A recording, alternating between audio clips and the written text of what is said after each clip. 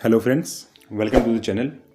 आज है 20 दिसंबर 2023 और आज हम लोग डिस्कस करेंगे 20 दिसंबर 2023 से बनने वाले कुछ महत्वपूर्ण करंट अफेयर्स के क्वेश्चन को। तो चलिए शुरू करते हैं। तो आज के अपडेट में पहला अपडेट है कल 19 दिसंबर 2023 को गोवा मुक्ति दिवस मनाया गया।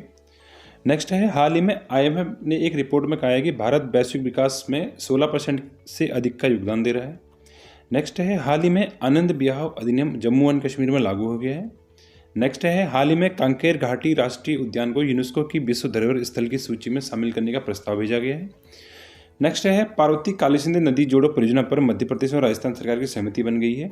नेक्स्ट है, हाल ही में मध्य प्रदेश में 5 दिवसीय कुनो वन महोत्सव का शुभारंभ हुआ। नेक्स्ट है, हाल ही में भारत के पहले शीतकालीन वैज्ञानिक आर्कटिक अभियान का शुभारंभ किया गया। नेक्स्ट है, हाल ही में भारत को अंतर्राष्ट्रीय समुद्री संगठन यानी कि इंटरनेशनल मैरीटाइम ऑर्गेनाइजेशन IMO ने ग्रीन वॉइस 2050 परियोजना के लिए अग्रणी देश के रूप में मान्यता दी है। नेक्स्ट है, हाल ही में भारत के आकाश मिसाइल डिफेंस सिस्टम ने एक साथ 4 टारगेट हिट करने का इतिहास बनाया है। नेक्स्ट है, हाल ही में मिस्र के अब्देल फतेह अल सीसी ने 89% मतदान के साथ मिस्र के राष्ट्रपति चुनाव में जीत हासिल की है। तो ये थे आज के कुछ हेडलाइंस। अब इनको एक एक करके हम डिटेल में डिस्कस करेंगे। चलिए शुरू करते हैं। आज का पहला अपडेट है, कल 19 दिसंबर 2023 को गोवा मुक्ति दिवस मनाया गया। और गोवा मुक्ति दिवस क्यों मनाते हैं ये सभी को पता ही होगा, क्योंकि इसी दिन 19 दिसंबर 1961 को भारतीय सेना ने गोवा को पुर्तगालियों के शासन से मुक्त कराया था। तो इसके कुछ इंपॉर्टेंट पॉइंट्स की बात करें तो पुर्तगाली शासन से गोवा की आज़ादी की स्मृति दिवस के रूप में 19 दिसंबर को गोवा मुक्ति दिवस मनाया जाता है। और गोवा मुक्ति दिवस 1961 का वही दिन था जब भारतीय सेना ने गोवा को 450 वर्षों के पुर्तगाली शासन से मुक्त कराया था। पुर्तगाली शासन की बात कर रहे हैं तो 19वीं शताब्दी के अंत तक भारत में पुर्तगाली शासन गोवा, दमन, दीव, दादरा नागर हवेली तक सिमट के रह गया था। राजनयिक प्रयासों की विफलता के बाद भारतीय नौसेना, वायुसेना और थल सेना ने द्वारा गोवा में ऑपरेशन विजय चलाकर 19 दिसंबर 1961 को इसे पुर्तगालियों से पूर्णतः मुक्त करा लिया गया। पहले इस ऑपरेशन से पहले राजनयिक प्रयास किए थे, यानी डिप्लोमेटिक के तौर पर भी बातचीत हुई थी पुर्तगालियों से कि आप गोवा और दमन दीव, दादरा नागर हवेली इनको खाली कर दीजिए। लेकिन अगर पुर्तगाली नहीं माने तब 1961 में 19 दिसंबर को भारतीय सेना ने ऑपरेशन विजय चलाकर पुर्तगालियों को गोवा से बाहर खदेड़ दिया। और पुर्तगालियों से मुक्त कराने के बाद इसे दमन और दीव के साथ मिलाकर केंद्र शासित प्रदेश बनाया गया। और 30 मई 1987 को गोवा को पूर्ण राज्य और दमन और दीव को केंद्र शासित प्रदेश का दर्जा दिया गया। पुर्तगाली की बात करें तो भारत में आने वाले सबसे पहले यूरोपीय जो थे वो पुर्तगाली थे। 1498 में सबसे पहला पुर्तगाली वास्को डी गामा आया था। और जाने वाले सबसे अंतिम में जाने वाले भी पुर्तगाली थे, क्योंकि 1961 में ये लोग गए थे। और गोवा की बात करें तो राजधानी पणजी है, मुख्यमंत्री यहाँ के प्रबोध सावंत हैं और राज्यपाल यहाँ के PS श्रीधरन पिल्लई। आज का नेक्स्ट अपडेट है कि हाल ही में IMF ने एक रिपोर्ट में कहा है कि भारत वैश्विक विकास में 16% से अधिक का योगदान दे रहा है। इसके कुछ इंपॉर्टेंट पॉइंट्स की बात करें कि IMF ने इस रिपोर्ट में क्या क्या बोला है।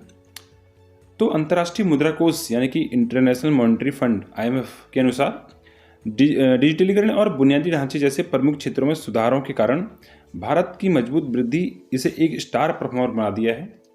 काफ़ी अच्छी बात है। IMF का अनुमान है कि भारत चालू वर्ष में वैश्विक विकास में 16% से अधिक का योगदान देगा, जिससे यह सबसे तेजी से बड़े उभरते बाजारों में से एक बन जाएगा। उभरते सबसे बड़े बाजार तो हम अभी भी हैं। रिपोर्ट में कहा गया है कि भारत की विवेकपूर्ण व्यापक आर्थिक नीतियां प्रमुख विकास का चालक हैं। तो ये अच्छी बातें IMF ने हमारे इंडियन इकोनॉमी के बारे में हमारे बारे में कही गई। अब IMF क्या है, यानी कि इंटरनेशनल मॉनेटरी फंड क्या है, तो इसके बारे में कुछ समझ लेते हैं। तो IMF एक विश्वव्यापी वित्तीय संस्था है जिसका उद्देश्य वैश्विक मौद्रिक सहयोग में बढ़ावा देना, वित्तीय स्थिरता को सुरक्षित करना, अंतर्राष्ट्रीय वाणिज्य को सक्षम बनाना, उच्च रोजगार और सतत विकास को बढ़ावा देना, आर्थिक विकास और वैश्विक गरीबी को कम करना। बेसिकली कुल मिलाकर जो इसका जो उद्देश्य है IMF का, जो IMF जब कोई देश जैसे डिफ़ॉल्ट होने के कगार पर होता है तो उसको डिफ़ॉल्ट होने से बचाने वाला जो है IMF ही होता है। जैसे कि अभी आपने हाल का एग्जांपल दिखाया जाए तो श्रीलंका डिफ़ॉल्ट होने के ऑलमोस्ट कगार पे था, तो IMF ने उसे लोन दे के फिर उसको उबारा है, उसकी इकोनॉमी को। और एक और एग्जांपल हमारे पड़ोसी पाकिस्तान का भी है, जो एक IMF के लोन के लिए दर दर की ठोकरें खा रहा है। कि कैसे उसे IMF से लोन मिल जाए। तो IMF का बेसिकली काम है कि किसी भी कोई भी अगर देश डिफॉल्ट होने की कगार पर जाता है उसको उस सिचुएशन से उबारना। और IMF की स्थापना की बात करें तो ब्रेटन वुड्स सम्मेलन में हुआ इसकी स्थापना हुई थी जुलाई 1994 में। इसका मुख्यालय वाशिंगटन DC USA में है। इसकी अभी MD की बात करें तो क्रिस्टिना जॉर्जिवा हैं। IMF के सदस्य देश 190 देश IMF के सदस्य देश हैं। और भारत की बात करें तो भारत 27 दिसंबर 1945 को IMF में शामिल हुआ था। आज का नेक्स्ट अपडेट है कि हाल ही में आनंद बिहाव अधिनियम जम्मू और कश्मीर में लागू हो गया है। अभी आनंद बिहाव अधिनियम क्या है, इससे कुछ इंपॉर्टेंट पॉइंट्स की बात करें तो आनंद बिहाव अधिनियम का संबंध सिख समुदाय में होने वाली शादी से है। यानी कि सिख समुदाय में जो शादी होती हैं उससे संबंधित है आनंद बिहाव अधिनियम। और संसद द्वारा यह अधिनियम वर्ष 2012 में पारित किया गया था, लेकिन उस टाइम यह जम्मू कश्मीर को छोड़कर सभी राज्यों और केंद्र शासित प्रदेश में लागू हो गया था। जम्मू और कश्मीर में क्यों होता है तब, क्योंकि तब जम्मू और कश्मीर में धारा 370 लागू थी, जिससे जो भारत का जो कानून है वहाँ पर लागू नहीं होता था।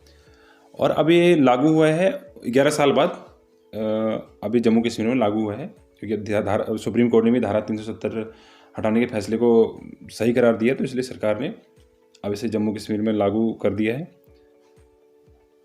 सिख समुदाय में इसे आनंद कारज के नाम से भी जाना जाता है और इसका अर्थ है कि खुशहाल जीवन की ओर कार्य करना। इसकी शुरुआत की बात करें तो इसको सिख गुरु अमरदास द्वारा से शुरू किया गया था। और इस अधिनियम का उद्देश्य सिख परंपरा के अनुसार किए गए विवाह को कानूनी रूप से मान्य करना है, यानी इसे कानूनी रूप प्रदान करना है।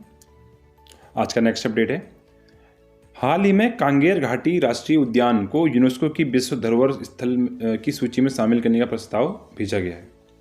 अभी किसके द्वारा भेजा गया है, क्यों भेजा गया है, इससे कुछ इंपॉर्टेंट पॉइंट्स की बात करें तो कांगेर घाटी राष्ट्रीय उद्यान छत्तीसगढ़ में स्थित है और वर्ष 1982 यानी कि 1982 में इसे राष्ट्रीय उद्यान का दर्जा दिया गया था। इस राष्ट्रीय उद्यान से कोलाब सबरी नदी बहती है और हाल ही में से राष्ट्रीय उद्यान को यूनेस्को की विश्व धरोहर स्थल की सूची में शामिल करने का प्रस्ताव भेजा गया है। यह प्रस्ताव कांगेर घाटी राष्ट्रीय उद्यान प्रबंधन ने पुरातत्व सर्वेक्षण विभाग भारत सरकार को भेजा है। यानी कि जो कांगेर घाटी राष्ट्रीय उद्यान का जो प्रबंधन विभाग है उसने इसे पुरातत्व सर्वेक्षण विभाग भारत सरकार को भेजा है। और कांगेर घाटी राष्ट्रीय उद्यान प्रबंधन का दावा है कि यह राष्ट्रीय उद्यान यूनेस्को द्वारा स्थापित 10 मापदंडों को पूरा करता है और यह राष्ट्रीय उद्यान जैव विविधता, प्राकृतिक सौंदर्य, गुफाओं, झरनों और जल प्रपातों के लिए पूरे देश में प्रसिद्ध है। और इस राष्ट्रीय उद्यान में ऊंचे पहाड़, गहरी घाटियां, विशाल पेड़ और मौसमी जंगली फूलों और वन्य जीवन की विभिन्न प्रजातियां पाई जाती हैं। आज का नेक्स्ट अपडेट है कि हाल ही में पार्वती और काली सिंध नदी जोड़ो परियोजना पर मध्य प्रदेश और राजस्थान सरकार में सहमति बन गई है। इंपॉर्टेंट पॉइंट्स की बात करें तो हाल ही में मध्य प्रदेश और राजस्थान सरकारों में पार्वती और काली सिंध नदी जोड़ो परियोजना पर सहमति बन गई है और जल्द ही इस परियोजना पर हस्ताक्षर होने की उम्मीद है। यह मध्य प्रदेश और राजस्थान की जल परियोजना है। इस परियोजना के तहत पार्वती और काली सिंध नदी को आपस में लिंक किया जाएगा, जोड़ा जाएगा। इस परियोजना का उद्देश्य पूर्वी राजस्थान नहर परियोजना में काली सिंध, पार्वती, मेज और चाकन जैसी छोटी नदियों में मानसून अधिशेष जल का उपयोग करना है। काली सिंध नदी मध्य प्रदेश के विंध्याचल रेंज में स्थित देवास जिले से निकलती है और जिसके पश्चात राजस्थान में चंबल नदी से मिल जाती है, यानी कि चंबल की सहायक नदी है। और पार्वती नदी की बात करें तो यह सीहोर तथा गुना जिले से प्रवाहित होते हुए राजस्थान के 12 जिले से प्रवाहित होते हुए सवाई माधोपुर जिले में पाली ग्राम के निकट चंबल नदी से मिल जाती है। यानी कि दोनों ही नदियाँ चंबल नदी की सहायक नदी हैं और इन पर जो पार्वती काली सिंध नदी जोड़ो परियोजना है इस पर भी राजस्थान सरकार और मध्य प्रदेश सरकार के बीच सहमति बन चुकी है। आज का नेक्स्ट अपडेट है कि हाल ही में मध्य प्रदेश में 5 दिवसीय कूनो वन महोत्सव का शुभारंभ हुआ है। इंपॉर्टेंट पॉइंट की बात करें तो मध्य प्रदेश के श्योपुर जिले में 5 दिवसीय कूनो वन महोत्सव का 17 दिसंबर 2023 से शुभारंभ किया गया और यह 5 दिवसीय वन महोत्सव का आयोजन 17 से 31 दिसंबर तक किया जाएगा। और इस आयोजन का उद्देश्य की बात करें तो विविध वनस्पतियों, जीवों और कूनो वन के महत्व को उजागर करते हुए चीता संरक्षण को बढ़ावा देना इसका उद्देश्य है। और इसमें स्थानीय कला, शिल्प, लोक संगीत, नृत्य रूप और साहसिक खेलों को भी शामिल किया जाएगा। कुछ अदर फैक्ट्स की बात करें तो चीता को 1952 में भारत में विलुप्त घोषित कर दिया गया था और हाल ही में सरकार ने 20 चीते नामीबिया से मंगाए हैं और जबकि 12 चीते दक्षिण अफ्रीका से मंगाए हैं। और इस 20 में से 8 चीतों को 17 दिसंबर 2022 को और 12 चीतों को 18 फरवरी 2023 को यहाँ स्थानांतरित किया गया, यानी कि कूनो नेशनल पार्क में। और यहाँ क्यों किया गया, तो यहाँ चीतों के लिए अच्छा शिकार का आधार होने के कारण कूनो राष्ट्रीय उद्यान को चीतों के लिए चुना गया था। आज का नेक्स्ट अपडेट है, केंद्रीय पृथ्वी विज्ञान मंत्री यानी कि यूनियन अर्थ साइंस मिनिस्टर ने भारत के पहले शीतकालीन वैज्ञानिक आर्कटिक अभियान का शुभारंभ किया है। इसके कुछ इंपॉर्टेंट पॉइंट्स की बात करें तो केंद्रीय पृथ्वी विज्ञान मंत्री यानी कि यूनियन अर्थ साइंस मिनिस्टर किरण रिजिजू ने 18 दिसंबर 2023 को नई दिल्ली के पृथ्वी विज्ञान मंत्रालय यानी कि मिनिस्ट्री ऑफ अर्थ साइंस के हेड ऑफिस में से आर्कटिक के लिए भारत का पहला शीतकालीन वैज्ञानिक अभियान शुरू किया है। जैसे कि फोटो में देख रहे हैं, ये किरण रिजिजू के साथ ये सारे साइंटिस्ट खड़े हुए हैं, सारी टीम खड़ी हुई है। और इसके उद्देश्य की बात करें तो इसका उद्देश्य भारत की जलवायु, आर्थिक और ऊर्जा सुरक्षा पर आर्कटिक की जलवायु के परिवर्तन के प्रभाव की समझ को बढ़ाना है। आर्कटिक में भारत के हितों की तलाश में अंतर मंत्रालय समन्वय बढ़ाना, ध्रुवीय क्षेत्रों और हिमालय के बीच संबंधों का अध्ययन करना, वैज्ञानिक और पारंपरिक ज्ञान की विशेषता हासिल करते हुए विभिन्न आर्कटिक मंचों की तरह भारत और आर्कटिक क्षेत्रों में के देशों के बीच सहयोग को मजबूत करना इसके उद्देश्य हैं। और इस पहले आर्कटिक शीतकालीन अभियान के पहले बैच में राष्ट्रीय अंटार्कटिक और समुद्री अनुसंधान केंद्र, भारतीय प्रौद्योगिकी संस्थान यानी कि IIT मंडी, भारतीय उष्णकटिबंधीय मौसम विज्ञान संस्थान पुणे और रमन रिसर्च इंस्टीट्यूट बेंगलुरु के शोधकर्ता शामिल थे। यानी इतनी सारी संस्थाओं के साइंटिस्ट इसमें शामिल हैं।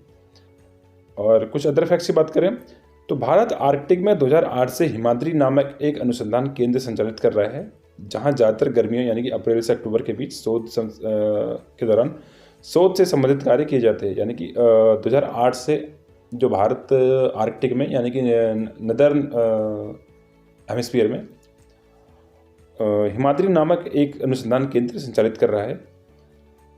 और इसके अलावा अगर भारत की आर्कटिक नीति की बात करें तो मार्च 2022 में पृथ्वी विज्ञान मंत्रालय यानी कि मिनिस्ट्री ऑफ अर्थ साइंस ने भारत की आर्कटिक नीति का अनावरण किया था, जिसका शीर्षक भारत और आर्कटिक सतत विकास हेतु साझेदारी का निर्माण था। इसका शीर्षक था भारत और आर्कटिक सतत विकास हेतु साझेदारी का निर्माण। और भारत की आर्कटिक नीति 6 स्तंभों पर टिकी हुई है, 6 स्तंभ हैं भारत की आर्कटिक नीति के, जिनमें से भारत और वैज्ञानिक अनुसंधान और सहयोग को सुदृढ़ करना, जलवायु और पर्यावरण संरक्षण, आर्थिक और मानव विकास, परिवहन और संपर्क, संचालन और अंतर्राष्ट्रीय सहयोग और राष्ट्रीय आर्कटिक क्षेत्र में समता निर्माण करना शामिल है। तो ये 6 स्तंभ हैं भारत की आर्कटिक नीति के। आज का नेक्स्ट अपडेट है कि हाल ही में भारत को अंतर्राष्ट्रीय समुद्री संगठन यानी कि इंटरनेशनल मैरीटाइम ऑर्गेनाइजेशन IMO ने ग्रीन वॉइस 2050 परियोजना के लिए अग्रणी देश के रूप में मान्यता दी है। अब ये क्या है, इसके कुछ इंपॉर्टेंट पॉइंट्स की बात करें तो ग्रीन वॉइस 2050 प्रोजेक्ट नॉर्वे सरकार और इंटरनेशनल मैरीटाइम ऑर्गेनाइजेशन यानी कि IMO के बीच 2019 में शुरू की गई एक परियोजना है, और जिसका लक्ष्य शिपिंग उद्योग में कम कार्बन वाले भविष्य को बदलना है। यानी कि शिपिंग उद्योग में कार्बन को कैसे कम किया जाएगा, ये इसका उद्देश्य है, इसका लक्ष्य, जिसके तहत पहली IMO रणनीति 2008 के स्तर के सापेक्ष 2050 तक कुल वार्षिक ग्रीन हाउस गैसेस यानी कि GHG उत्सर्जन में न्यूनतम 50% की कटौती करने का लक्ष्य है। यानी कि 2008 की जो रिपोर्ट थी उसमें जितना भी शिपिंग उद्योग में कार्बन उत्सर्जित होता 2050 तक उसकी एटलीस्ट 50% उसमें कटौती करने का लक्ष्य है। और ग्रीन वॉइस 2050 प्रोजेक्ट 12 देशों के साथ काम कर रहा है, जिसमें अजरबैजान वैली, चीन, cook islands, Ecuador, Georgia, Bharat, Kenya, Malaysia, Solomon islands, south Africa और श्रीलंका शामिल हैं। अब इंटरनेशनल मैरीटाइम ऑर्गेनाइजेशन यानी कि IMO की बात करें तो इसका मुख्यालय UK लंदन में है, और इसकी स्थापना 17 मार्च 1958 में हुई थी। इसके महासचिव अभी किटक लिम उसका मूल संगठन की बात करें तो संयुक्त राष्ट्र आर्थिक और सामाजिक परिषद यानी कि United nation economic and social council profile, ये इसका मूल संगठन है। और ये उसी का एक बॉडी है जो कि शिपिंग उद्योग में कार्बन को कम से कम करने का लक्ष्य जिसका है। आज का नेक्स्ट अपडेट है, हाल ही में भारत के मिसाइल डिफेंस सिस्टम ने एक साथ 4 टारगेट हिट करने का इतिहास बनाया है। इसके कुछ इंपॉर्टेंट पॉइंट्स देखते हैं। तो 17 दिसंबर को DRDO ने बताया कि भारत एक ही फायरिंग यूनिट से एक साथ 4 लक्ष्य भेजने वाला पहला देश बन गया है। यानी कि एक ही फायरिंग यूनिट से एक साथ 4 लक्ष्यों को भेजने वाला जो कीर्तिमान है भारत ने अभी हाल ही में बनाया है 17 दिसंबर को। वायुसेना के आकाश मिसाइल डिफेंस सिस्टम ने 25 किलोमीटर की दूरी पर एक साथ 4 टारगेट ढेर कर दिए और एक बड़ा कीर्तिमान रच दिया। इसे 12 दिसंबर को सैन्य अभ्यास अस्त्र शक्ति 2023 में प्रदर्शित किया गया था। और आकाश मिसाइल की बात करें तो आकाश सतह से हवा में यानी कि सरफेस टू एयर कम दूरी की मिसाइल है, surface to air short range की मिसाइल है। और यह ग्रुप मोड या ऑटोनोमस मोड पर एक साथ कई लक्ष्यों को निशाना बना सकती है। इसमें built in electric counter to counter measures की विशेषताएं हैं और यह 4 से 25 किलोमीटर की रेंज में उड़ान भरने वाले हेलीकॉप्टर, फाइटर जेट और UAV को मार सकता है। इसे रेल या सड़क मार्ग से कहीं भी ले जाया जा सकता है और कम समय में तैनात भी किया जा सकता है। और DRDO की बात करें तो DRDO की स्थापना 1958 में हुई थी और इसका हेडक्वार्टर नई दिल्ली में है। तो ये आप फोटो में देख सकते हैं, ये लेफ्ट साइड में आकाश मिसाइल डिफेंस सिस्टम है और राइट साइड से 4 अलग अलग डायरेक्शन से 4 टारगेट हैं जिनको एक ही बार में 4 को डिस्ट्रॉय कर दिया गया आकाश मिसाइल डिफेंस सिस्टम द्वारा। आज का नेक्स्ट अपडेट है, मिस्र के अब्दुल फतेह अल सीसी ने 89% मतदान के साथ मिस्र के राष्ट्रपति चुनाव में जीत हासिल की है। अब इसके कुछ इंपॉर्टेंट पॉइंट्स की बात करें तो मिस्र के चुनाव प्राधिकरण के अनुसार अल सीसी का तीसरा कार्यकाल हासिल करने के लिए 89.6% मतदान मिले हैं, जबकि टोटल 66.8% मतदान हुआ था। यानी कि जो भी टोटल मतदान हुआ जिसमें से 89.6% वोट तो इन्हीं को मिल गए और ये इनका तीसरा कार्यकाल अब होगा आगे। इससे पहले 2 बार लगातार यही प्रेसिडेंट रहे थे। और अब्दुल फतेह अल सीसी की बात करें तो एक मिस्र के राजनेता और सेवानिवृत्त यानी कि रिटायर आर्मी ऑफिसर हैं और इन्होंने 2014 से मिस्र के छठे और वर्तमान राष्ट्रपति के रूप में कार्य किया है।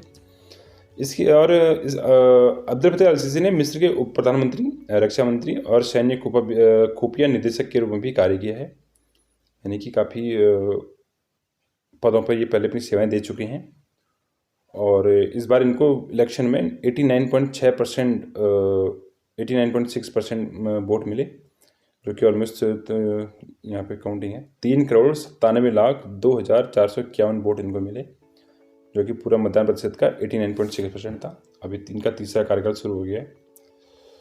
तो बस यही थे आज के अपडेट्स। आई होप आपको वीडियो पसंद आएगी। वीडियो पसंद आई तो चैनल को सब्सक्राइब करें, वीडियो को लाइक करें, शेयर करें। मैं मिलता हूँ आपको नेक्स्ट वीडियो में, तब तक के लिए थैंक यू।